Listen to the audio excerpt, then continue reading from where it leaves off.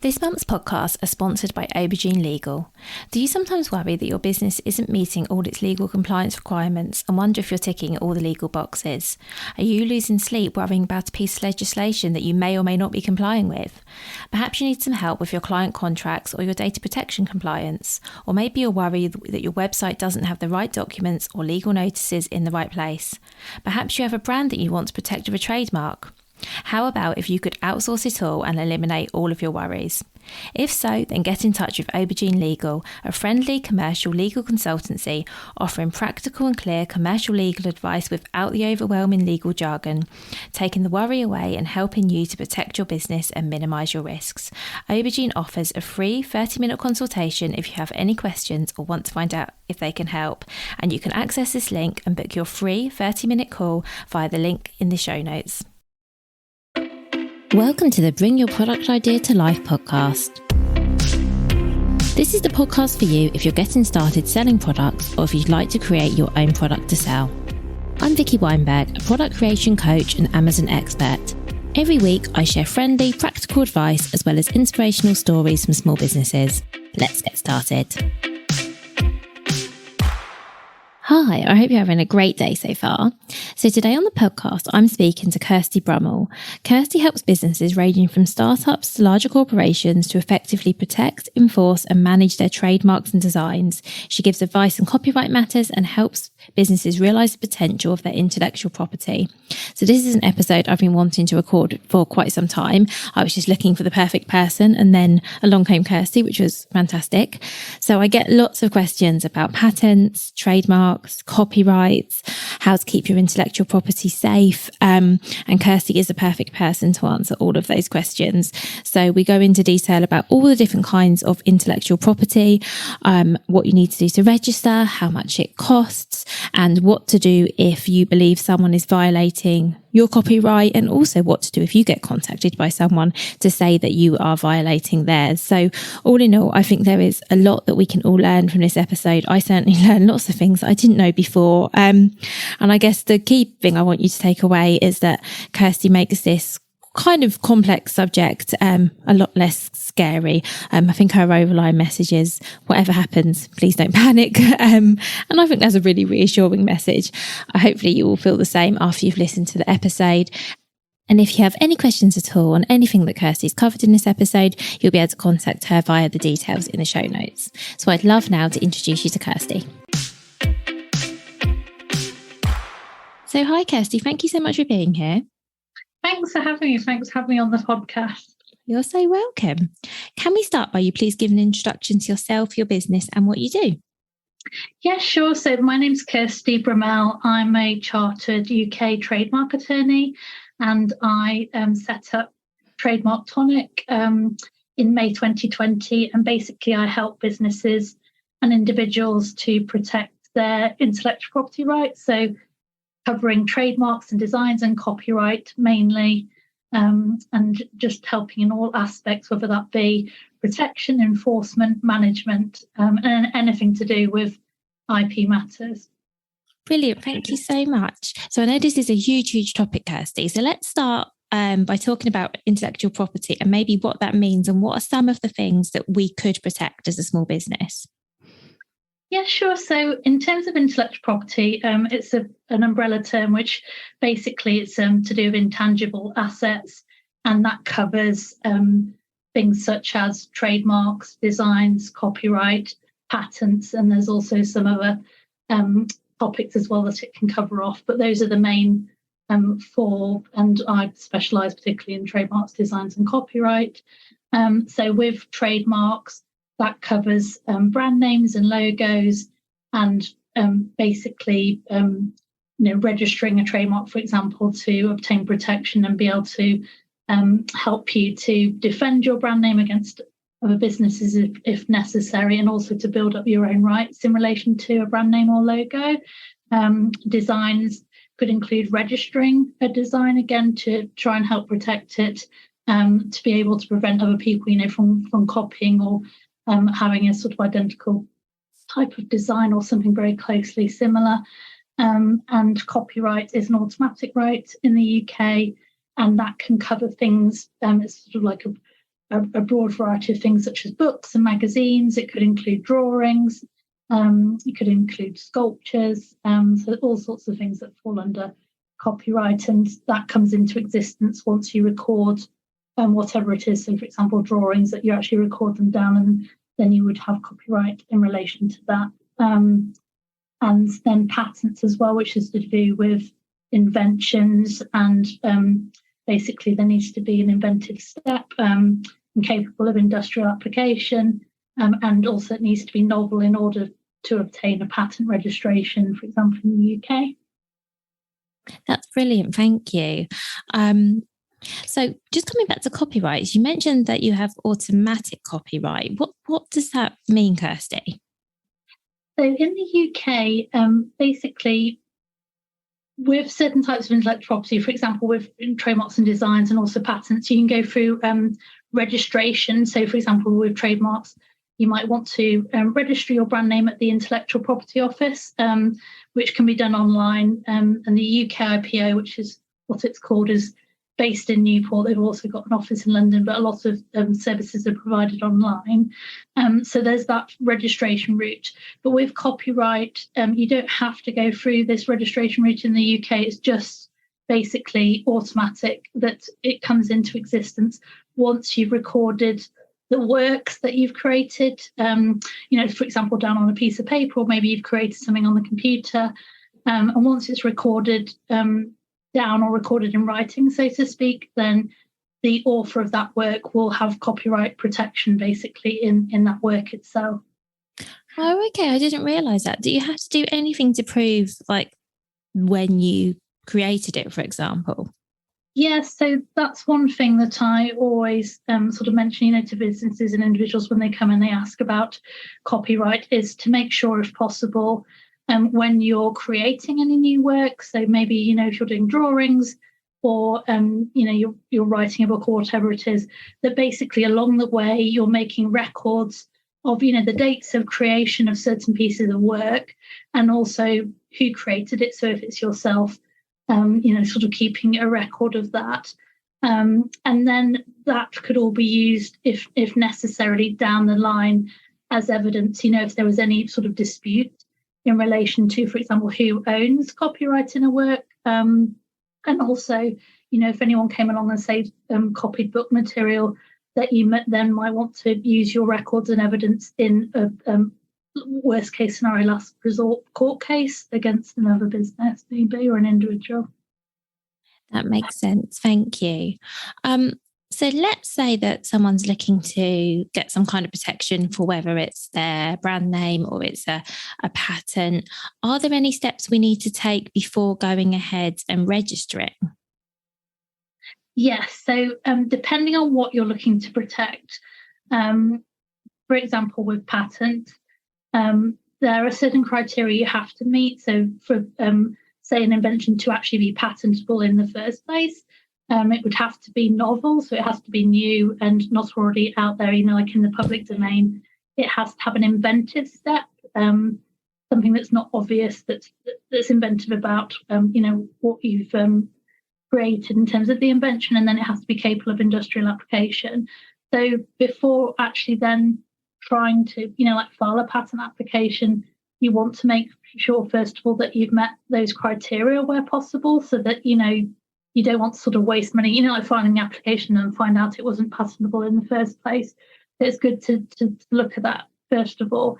And also the other important angle is to do any relevant searching, so freedom to operate searching, where you're basically seeing whether there's any existing patents, inventions out there where you could be infringing those patent rights if you were to basically, use your invention in commerce, or, then filing this patent application, whether there might be any issues conflicting with existing rights. And that's patents. And then the same type of things carry across, to, for example, trademarks and designs as well, where, again, searching is very important where possible before, for example, filing a trademark application, to make sure that your new brand name or logo wouldn't be infringing an existing trademark right, registered trademark right, for example, in the UK, or that there wouldn't be sort of a passing off issue, which basically,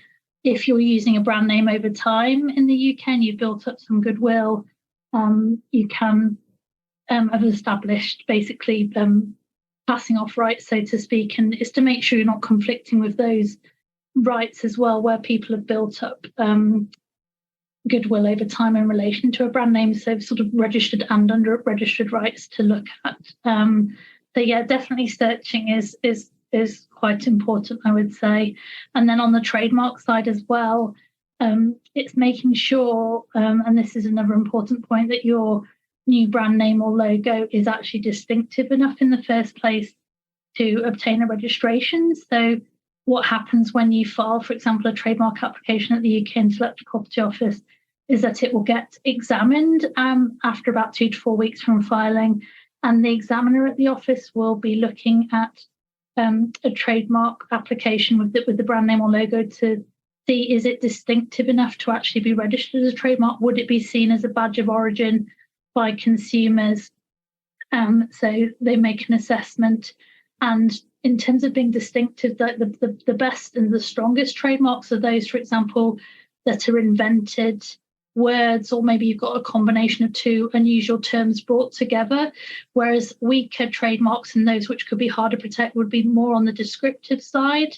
So it's like, the classic sort of like trying to register Apple for apples and that kind of thing. So where possible, selecting a good and strong brand name or having a good logo in the first place could be important for creating the biggest bubble of protection around your brand or logo, and also hopefully decreasing the chances of issues, like with other businesses as well, because the more distinctive and sort of inventive a name is, the less likely, hopefully, that you'd be then conflicting with other trademark rights. That's really helpful. Thank you.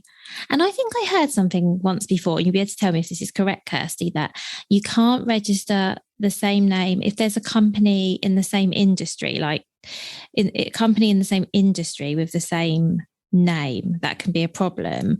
But let's say you were going to open an e-commerce business, you're going to open a shop, but there was a gardening business with a similar name. That would be okay. Is that correct or not correct? So it can depend on basically what the sort of rights are that, for example, that business has to do with, like e-commerce, let's say, and whether their rights are really limited to that specific area, and they've got, for example, a UK trademark registration where they've just covered certain classes that cover off, their products and services of interest, and not covering, for example, gardening products and services. So there's a, like that distinction in terms of what, there's a classification system basically that, trademarks are filed for. And if you're in separate classes, then a lot of the time there can be that distinction and also commercial differences. And these different, if you're then filing an application, that can coexist basically alongside this other registration, which is in a different class. And also if the owner's, got no issues with this new application coming through with the same name.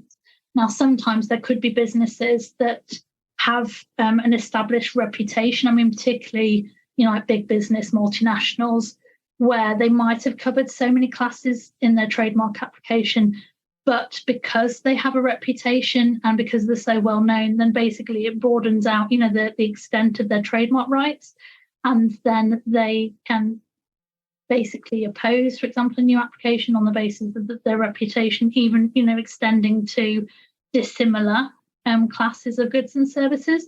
So in that situation, there could still potentially be an issue. But a lot of the time, you can find the same brand name where there's different classes. I would still say that, I'd be quite cautious about, when it is the same brand name, making sure there'd be no conflict and seeing, what the sort of commercial interests are of the owner. Sometimes you can sort of try it out and test the water and see how it goes. But the other thing to mention as well is, even if you obtain a trademark registration, there is still a sort of vulnerability in terms of it's still possible to cancel a registration. So even when you've got a registration, another business could come along and try and cancel that on the basis of, for example, if they've got earlier trademark rights. Hopefully that wouldn't happen, but it's just to be aware that even when you have the registration there, doesn't mean it's 100% safe, so to speak. That's really useful. Thank you. So when we're registering trademarks, do we have to think about registering them for all the different classes or just stick to the classes that are relevant? Yeah, it's a really good question. And it can depend on certain factors. So, for example, if you've got a business and you're just in a specific area, to say, maybe like beauty products or something like that, then you might want to start off, and that falls a lot of the time under class 3. But maybe you're thinking in a few years' time already, you might be expanding your product range, maybe like going into medicated kind of products or something like that, which would fall under class 5. So you might be thinking, oh, well, I'm planning on doing this. So you might want to cover, more than you'd be using currently, but, trying to cover off what you're planning to use down the line, intended use, so to speak. But it can come down to budget as well, sometimes as to, how many classes you cover will increase the cost, like in terms of, for example, the official fees at the UK Intellectual Property Office.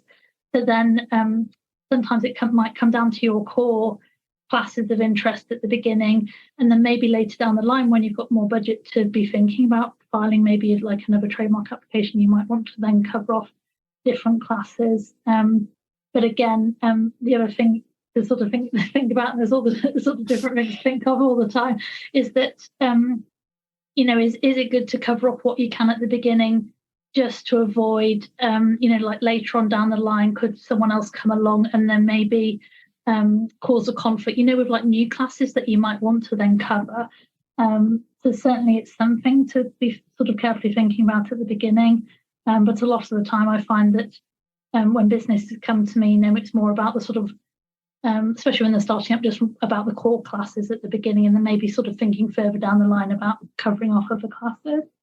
That makes sense. Thank you.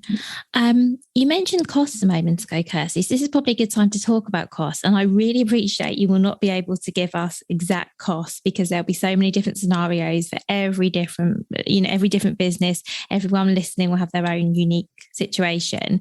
But can you perhaps give us some ballpark figures for what we're looking at if we want to protect our intellectual property, please? Yes, of course. So with trademarks, as an example, there's a set of official fees, and then if you seek professional help, there'll be a professional fee on top of that. So we're really talking about in the hundreds in terms of, for example, trademarks and designs.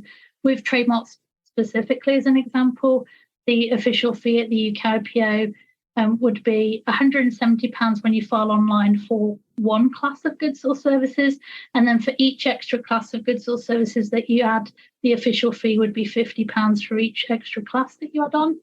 And then on top of that, there'll be a professional fee, and that basically can range, like in the low hundreds to the mid hundreds, depending on the firm that you go to. And with designs, it's in the low hundreds as well. And then in terms of patents, that's more expensive, and usually you're looking at in the thousands in terms of the searching and the filing process, and also the patent timeline is a lot longer as well, like compared to trademarks and designs. Thank you so much for explaining that. How about if you're on a bit of a budget? Are there ways to protect your intellectual property without spending lots of money, at least at the outset? Yes, so I would say that, if you're on a limited budget, you could, for example, look to try and file a trademark application just for your main brand name, or maybe a combined mark. So you're going for your brand name and maybe like a logo that you'd be using them both in commerce, but trying to cover off under one mark, rather than filing separate applications for each element. Now that could be good from a budget point of view, because you might be filing one application instead of two. At the same time, when you're trying to get the broadest protection possible, it's advisable, to try and file these different elements. So, for example, the plain words of your main brand name, you might want to file a separate application for a logo image to basically get the broadest level of protection surrounding that element. But at the same time, when you're weighing it up against budget, then you might want to go for a combined mark or just filing maybe just for the brand name if that's the main thing you'll use. And also, if you're planning on changing your logo image or you might be updating it along the way, then you probably wouldn't want to file for that until you've definitely got that sort of finalised, and also that you would be using it for the foreseeable future so that you don't have to then keep sort of refiling down the line for the logo image. That's really helpful. Thank you. So once you have some protection in place, is that enough? Can we just sit back and relax now, or do we need to continually monitor? What do we do next, Kirsty?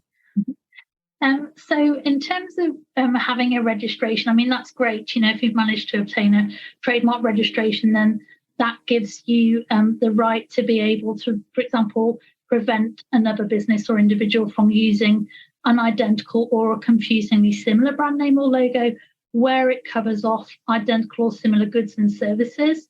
So that's what the registration gives you the right to do. So you could, for example, send a cease and desist letter to prevent someone using, say, the same brand name in commerce, where they're covering overlapping goods and services. Or it could be that you could file an opposition against a new application because you've seen, that maybe, again, the identical brand name's coming through and it covers similar maybe goods to what you're covering. So it's good in terms of giving you those rights. Now, how you can see whether, like there's a new application with a conflicting brand name, the UK IPO is good in that it does basically at the examination phase the examiner does their own search and they look for identical or similar existing marks. And what they do is they'll notify those existing owners, of this new application, unless the applicant can successfully argue that the marks are basically dissimilar or the goods and services don't overlap in terms of being identical or similar. So you could be notified by the UK IPO, of a new application coming through, but that's no guarantee, like in terms of the search that they do, it's not sort of 100% foolproof, so to speak. So you can also, as a separate action, set up a monitoring or watching service, and that can be done, like through professional help. So, for example, I help businesses with reporting out, like a watching service every month as to what's coming through the system, maybe application-wise, or you could be monitoring online in terms of what's actually being used, how the brand name that you've got, is it being used out there by other parties when they shouldn't be using it? Is anyone else using the same name? Is there any sort of conflict in terms of the way that your brand name might be being used by another business? So there's certainly ways, you could monitor and watch, or you could do your own manual checking as well, depending on maybe looking at the UK register and putting in, for example, your brand name and seeing what comes out. But I definitely sort of recommend getting professional advice where possible, just so you're covering off, like all the sort of relevant angles. That's really good advice. Thank you. Because I think a lot of us would be really tempted to say, well, I've registered and I'm protected, and then leave it at that. And then perhaps you only find out something goes wrong when something really goes wrong.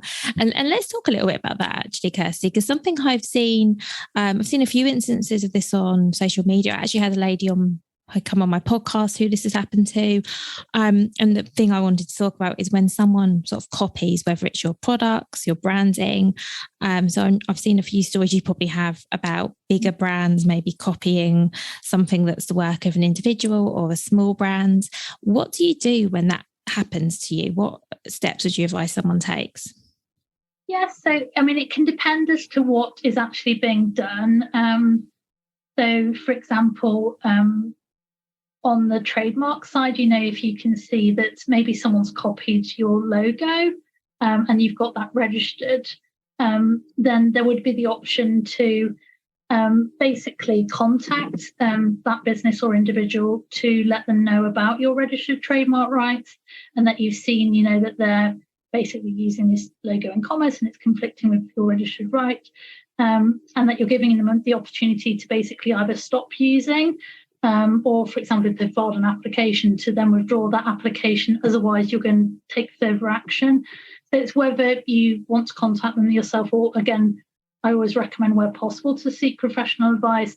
And that's on the basis that it's always good to know and do a bit of research first as to what are the extent of the rights of the other business or individual, as in, sort of what are they doing? And for example, maybe if it was a similar logo, it's checking that they haven't been using that for a long time, like just independently, and maybe their rights could actually be earlier than your own, so that you wouldn't want to contact basically another business only to find out actually they've got earlier registered or so-called unregistered rights than you, for example, in maybe like a brand name or a logo, and that they could then counter that. So it's doing the research in the first place too. It's like, right, what are the rights that each business has, and when do they date back to, if you can find out that information first. And then that sort of helps establish, is this the right thing to do to contact them? And there might be different ways to contact them. So there's sort of, you could do it through an IP firm, or through a firm like Trademark Tonic, where they're writing on your behalf and setting out your registered rights. Or it could be a business-to-business contact, and just sort of taking a bit of a softer approach, so to speak, and trying to sort of give them the chance, to stop doing what they're doing before then taking any further action. And I think it depends on who the businesses are, like what size they are, what they're doing, and as to, like deciding which route might be best to go down. That makes sense. Thank you. And what about for copyright issues? Would that be the same kind of process? Yeah, so for copyright, again, definitely doing that sort of research piece. It's, what is being copied, if anything. So maybe, for example, you've got a website and you've got certain materials like written text, and there's big chunks, that have been copied, say by, hopefully not, but, like by another business. You can suddenly see it's like, hang on a minute, that's all the text from my website. Then again, I'd be checking, it's like, when was this other business set up? Can you see, like when the domain name was registered, when this material might have been sort of taken over? And then again, it's establishing that in the first place to make sure, you're right in basically contacting them, and, this is your material, and, that you created something maybe like 5 years ago, and you've obviously sort of in the right to be able to then ask them to not be copying what has been created. And again, you could either do that, like through a professional firm, or you could do it business to business again.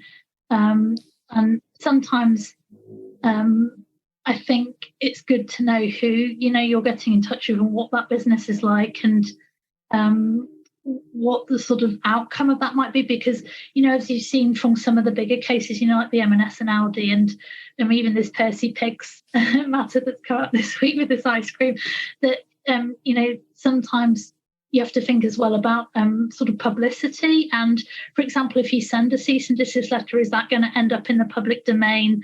Could there be some sort of negative publicity, around, depending on how you contact another business? But at the same time, it's like that absolute importance of, you've basically created something which has copyright. You are then within your right to protect that work. And obviously you don't want that being sort of copied and disseminated, like throughout the internet without your permission. So yeah, it can be a sort of tricky one, like to work out the best strategy. And that's why, again, going sort of via a professional firm can be a good option where budget's available, just because then they can suggest, like the different options and what might be the best route. That makes sense. Thank you. Yeah, I feel like getting professional advice is key here, actually, because it seems really tricky to navigate.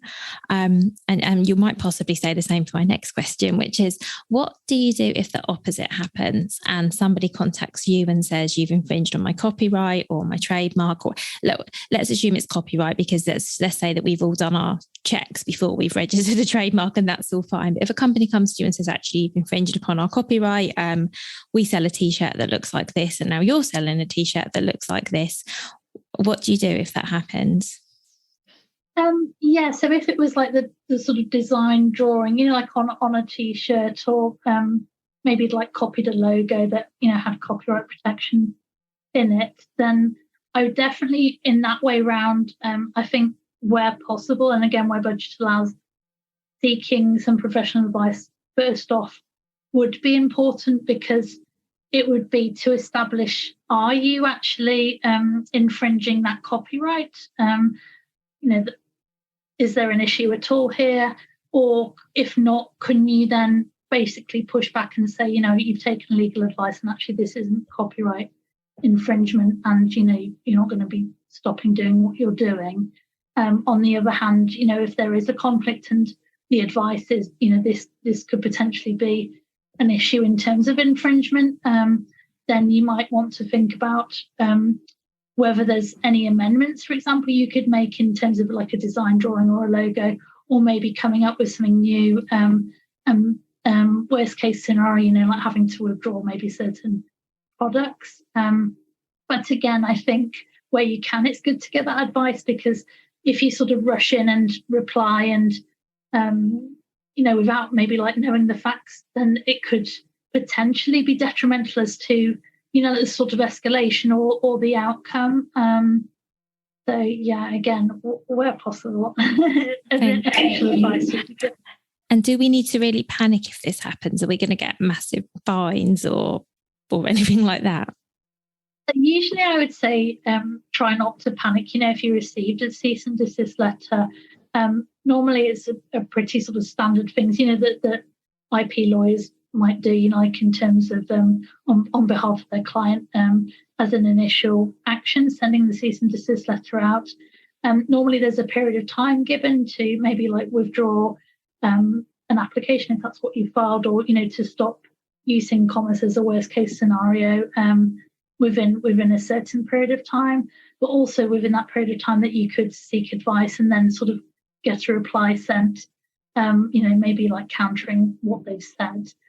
Usually most businesses are not looking for a big fight, or like as a court action would be an absolute last resort, and worst case scenario. Normally most disputes don't actually come like to a court action, and normally hopefully there'll be a way to try and resolve the matter. For example, if there's any sort of commercial differences between parties, sometimes things can be resolved on the basis of those commercial differences, or there might be a compromise position where you might agree, for example, on the trademark side, maybe to use a logo or brand name in a specific form, not use, like sort of font or stylization that the other business has, and different things that could be agreed upon in what you'd call a coexistence agreement, so that parties, like can coexist side by side, but maybe there's some restrictions on what you're doing depending on who's got the stronger and earlier rights, so to speak. So there's definitely ways, to hopefully maybe have a friendly settlement if there's any room for that, or to withdraw an application or stop using in commerce if you have to. And it depends, like in terms of who the other business is, as to whether they for example, they might ask sometimes for their legal fees to be covered, and any sort of items that have already been sold to be withdrawn, and they might sort of ask for certain conditions surrounding resolving like a cease and desist. But hopefully, these sort of things are sort of the worst case scenario end, and definitely the court case would be the absolute worst case scenario. So so in most cases, hopefully it would all work out one way or another. Thank you. Well, the main message I'm getting is don't panic. So that's good. So nobody panic. Okay. Thank you, Kirsty. I've just got a few more questions before we finish up. My next one I wasn't really sure where to fit this in. So I'm going to ask it now at the end, if that's okay. So often we all see little circles, in text, and there's either a TM in a circle or an R in a circle. Could you please explain what these actually mean? I'm guessing TM is trademark, but I'll let you tell me. I don't know what R stands for. Would you mind letting us know what these are and when they can be used, please? Yes, of course. And this is like a really good thing to cover because I think a lot of businesses and people out there, are still wondering what all these symbols mean.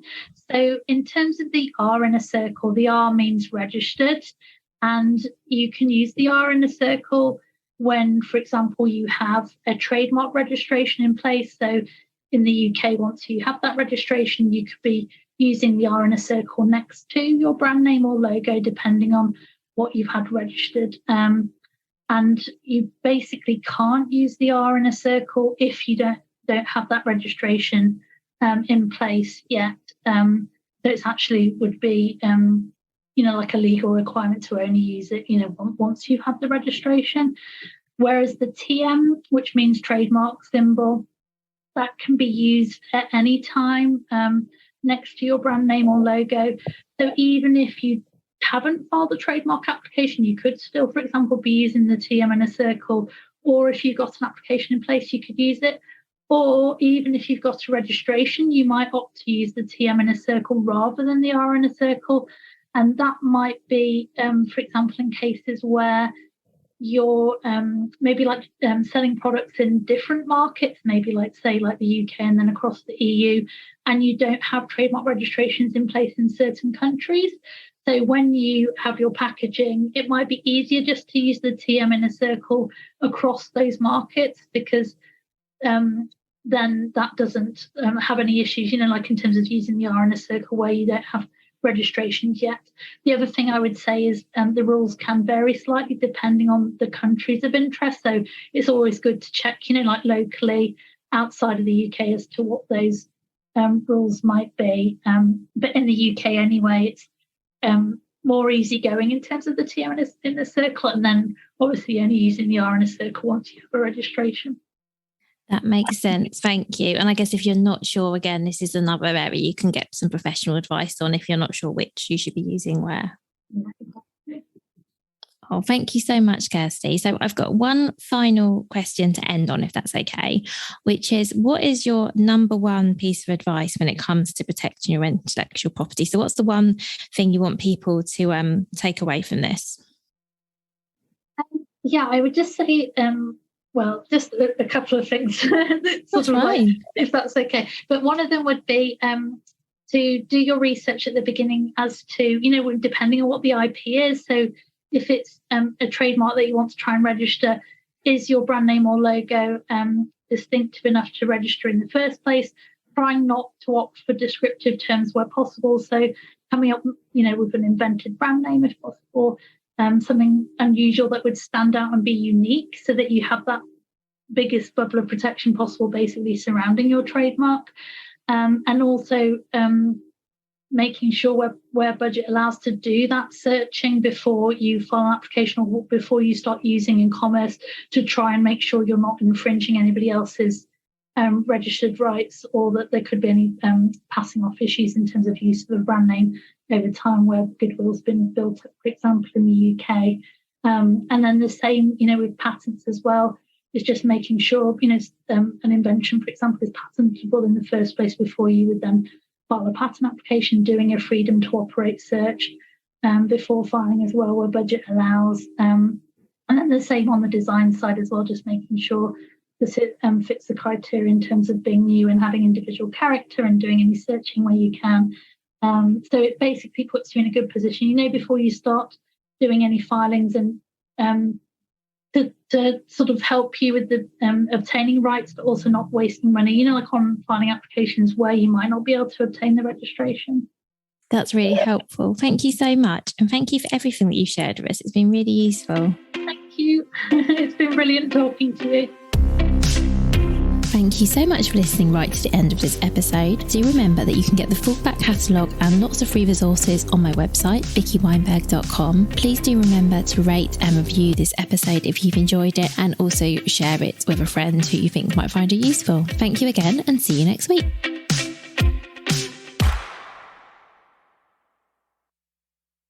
If you've been inspired to start a podcast in 2024, I really recommend my podcast host, Captivate. Captivate were my top pick when I started podcasting 4 years ago because of how easy it was for a complete novice like me to get started. I've stuck with them for the last 4 years because Captivate is still really simple to use. They keep adding great new features like the ability to share ads like these, and they've just been really reliable.